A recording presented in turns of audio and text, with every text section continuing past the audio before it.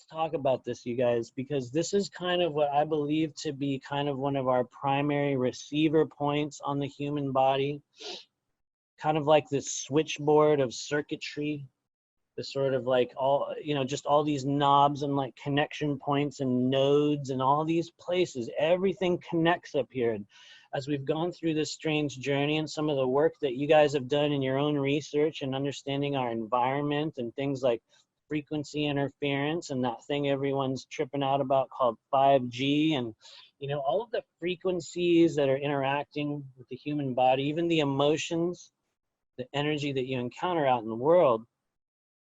Look at what's being affected.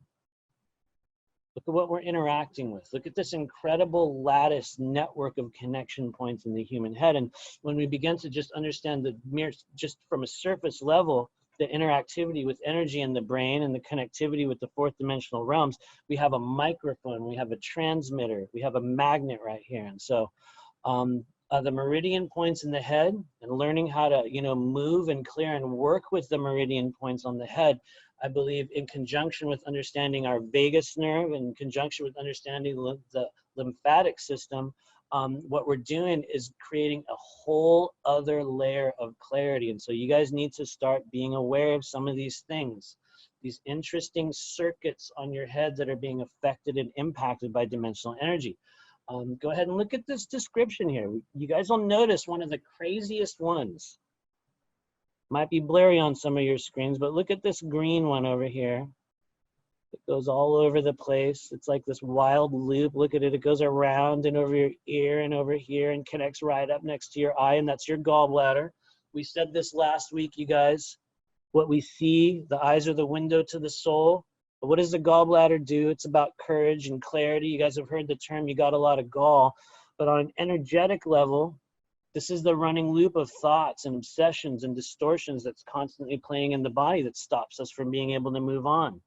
We're constantly interacting with this thing. Right next to it, I want to mention something very important, something that we didn't get into too much, right up here. What is this? This is the triple heater meridian. A very interesting structure. Why is it so interesting? Because first off, the triple heater doesn't actually correspond or interact with any specific organ or organ group. It doesn't really apply to, you know, any real tangible structure in the body. What it is a circulation pathway. It's this thermal regulation and fluid circulation pathway device, this transportational area in the body. It's incredibly useful for, you know, understanding and diagnosing certain things in the body. Because what happens with the triple heater, you guys, and for some of you guys, the first time you're hearing of this and you're like, what? A triple heater? Other people call it the triple warmer or the triple burner. I like the term triple heater, so I just tend to use that one. But the triple heater corresponds with three kind of what we might call primary heaters or reservoirs of chi in the body. And for those of you guys that followed us talking about the Dan Tien structures, you'll understand that through the course of our lifetime, we're compressing our chakras into three energy centers.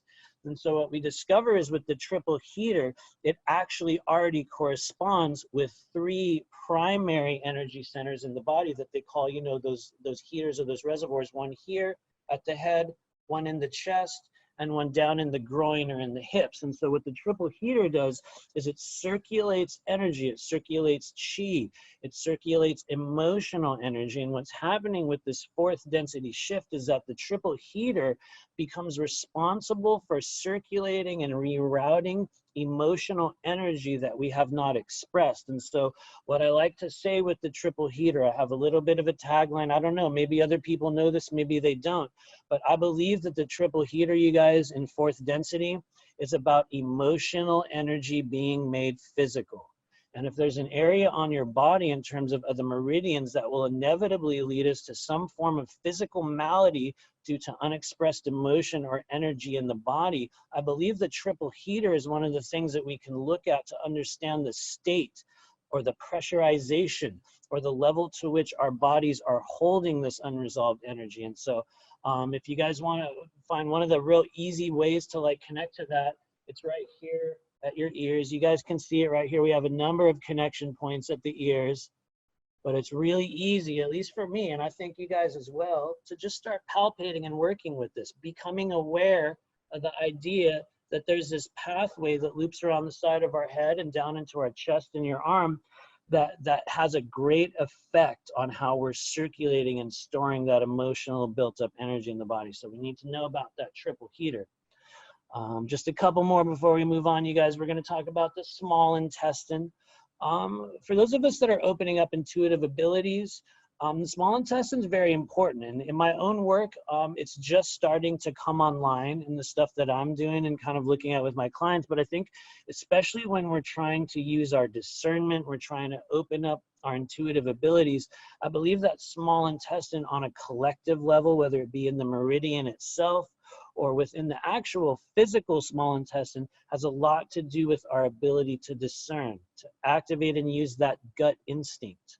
To really, really know what's ours and what's theirs. It interacts very heavily with the solar plexus chakra. But we're going to talk a little bit more. We spent some time on the head. You guys understand that up there is quite literally a transmitter, a receiver, a bundle of fibers and nerves and circuits that are all interacting with this new energetic wavelength, these frequencies that we're working with. And so just be aware, take a mental picture of this image right here. Know that in every moment, our interactions, the energy, our choices, our emotions are being impacted, sometimes influenced, sometimes we're influencing others. But whatever it is, we need to be made aware of this incredibly intricate and dense network of energetic like connection points in the head. And we're going to talk more about those in